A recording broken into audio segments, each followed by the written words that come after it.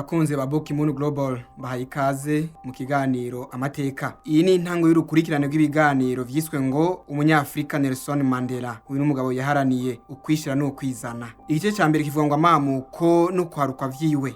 Nitwa Desire Barenga yabo. Lori Lahla iri ni izina Nelson Mandela yahawe ubwa mbere na se umunsi yavukirako. Umwe mu misi ihambaye kuri we yo mu mwaka w'igihumbi kimwe n'amajana 1918. Iri zina ntirisanzwe. Uravye uburemere bw'ubusobanuro rifise biragaragara ko se wiwe Gadla Henry Fakanyiswa umukuru mutumba Mvezo yaramwiteze ko ikintu kidasanzwe canke yamushakira kuzovamwo umugabo w'intwari haba mu muryango, mu gihugu, muri Afrika mbere no kwisi hose. Irindi zina giwe izina ry'umuryango w'ubwoko bwabo ni Madiba. Irigenekerezo rya 18 mu Kakaro mwaka w'igihumbi kimwe n'amajana 1918 ku butaka bwa Mvezo mu ntara ya Cap Orientale neza na neza ku nkengera z'uruzi Mbashe. Uvuye aho ugenda ibirometero 50 kugira ushike mu gisagara ca Mthatha umugwa mukuru wa Transkei muri iyo ntara nyene. Aho hose tuvuga ni mu gihugu ca Afrika y'Epfo niho Nelson Mandela Lori Lahla yataye uruzogi. Mandela Lori Lahla avuka mu muryango cami w'abatembu mu bwoko bw'abazosa. Ubu bwoko bwaganza cyane akarere ka Transkei. Ikigeretse ko sekuruza wiwe kuri se yari umu Enkosi Inkulu. Ibisigura ngo umwami w'abatembu sekuru wa Mandela yari umwe mu bahungu b'uwo mwami uretse gusa kuyu atari yaravukanye imbuto nkuko twabivuga mu Kirundi ca kera ngo ntiyashoboye kuvukana imbuto. Uyu ntiyari gushobora kuba umwami. Izina ryo yitwa Mandela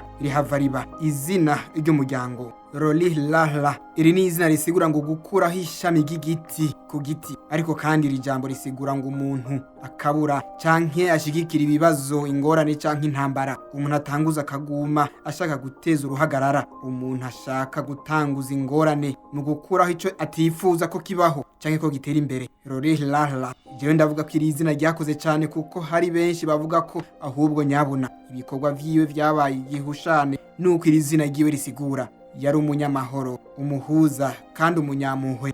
Yari umugwaneza, ariko ivyo vyose ntivyerekeza ku kwerekana ko iri zina ritagize ubwako kuri we. Iri zina ico risigura nico yakoze igihe cyose c'intambara yiwe ndende ariko irangirira ku gutsinda igihe yamaze anigana n'intwaro ya apartheid hamwe n'izina Nelson Mandela. Ibi ni ivya mbere bigize ubutunzi bwinshi mu nyandiko z'akahise ka Afrika y'Epfo. Apartheid niki? Mandela afitaniye rihe sano n'iyi ntwaro? Tuzobigaruka ko mu biganiro biri imbere. Ivyo Nelson Mandela yashitse ko vyari ishigwa mu ngiro y'indoto ziwe kuva mu buto bwiwe. Izi ndoto zatanguranye n'igihe Mandela yicara agatega amatwi amajambo y'agaciro y'abakurambere bari mu ndongozi z'ubwoko bwabo. Amajambo y'abakurambere bavuga ibijanye n'intwaro yaranze basokuru kera. Ikinjana kirenga cari kirangiye mbere y'umuzo w'abazungu ngo igihugu catemba amata n'ubuki. Cari igihugu cari kinengesereye amahoro, ukwishira no kwizana hamwe no kungana hagati y'abantu n'abandi. Ngwisi yari isangiwe na bose ngo kandi nta na hamwe hegukira umuntu runaka. Hari ijambo rikomeye cyane Nelson Mandela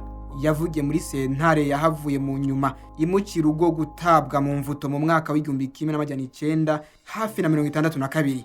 Ijambo yavuganye ubushobozi bwinshi hamwe n'ubutwari bw'umwihariko. Yavuze ati mu gihe cy'abasokuru nta macakubiri y'amoko yarahari, nta mworo canke umutunzi yariho, kandi nta muntu yarabeshejweho no kurenganya uwundi canke kumusahura. Inama yari isangiwe na bose, umwe wese yayigiramwe uruhara, umutwari n'umutwagwa, umusirikare n'umuvuzi, bose barabasangira nama. Nelson Mandela yarazi ko uko ubuzima bwari bumeze muri kahise ka Afrika y'Epfo butari gushoboka mu gihe cya none, ariko imbono yo kugira ikibano ahata muntu yofashwe nk'umucakara canke umuja. Ikibano aho ubukene, uguhigwa hamwe n'umutekano muke bitazoba bikiri yiganza igihe cyose cy'ubuzima. Mandela yagaragara nk'uwavukanye ubugwanyi no kutisubirako inyuma yo gufata ingingo yo kugira ico yihaye gushikako. Ivyo vyari mu maraso kugarariza ingingo yose y'agahotoro atitaye yizananye n'ico bishobora kumuviramwo. Ibisi vy'imbeshere. Se wiwe yari umwe mu batware. Ayo mabanga yarayambuwe kubera kwanka gufukamira uwo bita umwubahwa w'umwongereza yari yaje kuganza no gutegeka umwirabure wo muri South Africa. Se wa Nelson Mandela yari afise abagore 4. Mandela ari imfura y'umugore wiwe agira 3.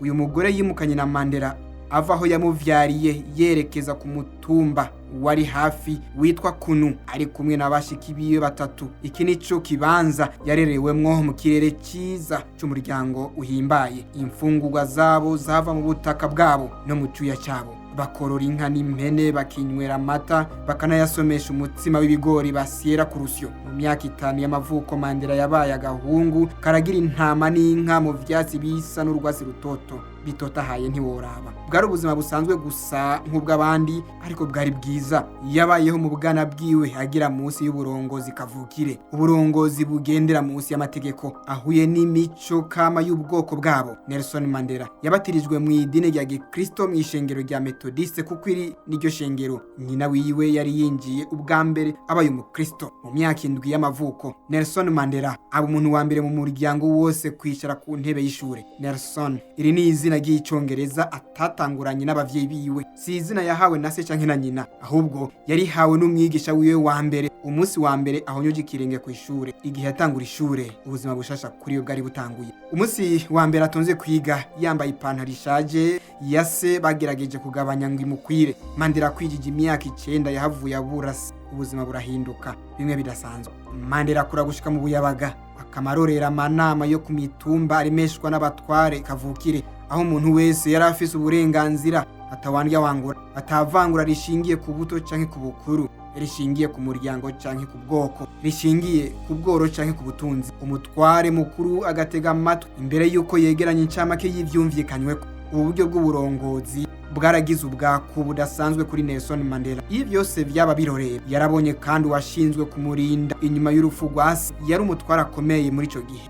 Uyu arongora inama y'abatware, abarongozi bari musi y'abandi bagira ijambo rikomeye, bagashikiriza ibitagenda neza vyose ngo vyigwe. Uko abatware bo ku mitumba batunganiriza abatwagwa, uko bahuza batase nuko bakemura amatata atandukanye mu kibano. Ibi vyose vyateye imbuto y'igishika muri we cyo kuzoba umunyamategeko. Igihe kimwe igishika yahavuye ashira mu bikorwa. Uretse gusa gukurikiranira hafi abatware n'abarongozi, Nelson Mandela yarumviriza n'amajambo avuga ivy'intwari ku rugamba z'abanyafrika zagwanije intwaro y'abakavamahanga. Ibi byose vyagiye bigira ico bimwubakamwo kidasanzwe, bikabura muri we icifuzo cyo kuba umwe mu banyepolitike b'urukoba rwirabura muri South Africa. Akwije imyaka 16 Nelson Mandela yarageze kugenyerwa nk'uko vyari mu mico n'akaranga mu bihugu vyinshi vyo muri Afrika. Uyu wari umunsi udasanzwe ku mwana w'umuhungu henshi muri Afrika. Ubu ari umunsi umwana w'umuhungu yemerwa mu kibano nk'umuntu w'igitsina gabo, kandi aba afise uburenganzira bwo kwishira mu bashinga ntahe akagera n'ijambo mu ikoraniro ry'abagabo. Ibi birori birangiye, umutware akaba n'umuvugizi Meligi Clay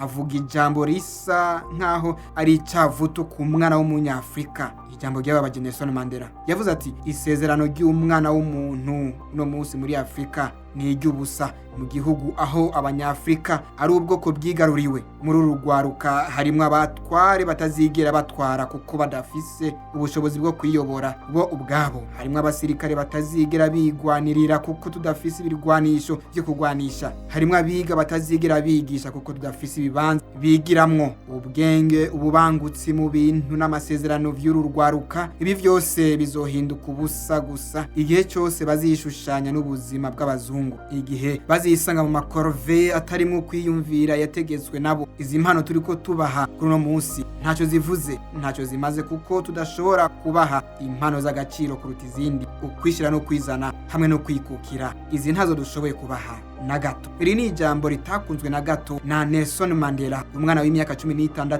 ariko arumviriza ijambo ry'abakurambere inyuma y'umuhango wo kugenyerwa. Ariko iri jambo ryamuhaye umutima wo gukangukira politiki hankiri mu myaka y'ubwana bwiwe. Ni hariya mu mitumba myiza y'Ikunu muri Transkei, igihugu cy'ubwana bwiwe mu majepfo hashira mu buseruko bwa Afrika y'Epfo. Aho niho yarota kuruta handi igihe yamara imyaka 27 ari mu buro. Iki nico kibanza gihambaye mu buzima bwiwe, ikibanza yabayemwo ahiriwe gusumba ibindi bibanza vyose. Aha niho yibuka imikino yose yo mu bwana, koga mu ruzi, kurira ibiti, kuragira intama hamwe no gusirira, vyose biri mu vyahimbaye ubuzima bwiwe. Uburiri bwiwe nta kindi bwari uretse ikirago gishashe kwivu gusa, mu kazu k'akaruri kagizwe n'impome z'ivyondo gasakajwe ivyatsi. Mu rugo kwa nyina hari hubatswe utuzu dutatu duto duto, ikibanza cabikwamwo ibifungurwa igikoni hamwe n'ububiko bw'ibintu bitandukanye.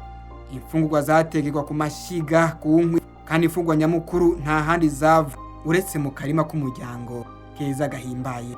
Reka ngwikaze mu kiganiro cya kabiri, umunyafrika Nelson Mandela. Nitwa Desire Barengaya. Nkwibutse kugira subscribe hamwe no gusangiza abandi kino kiganiro. Naho ubutaha.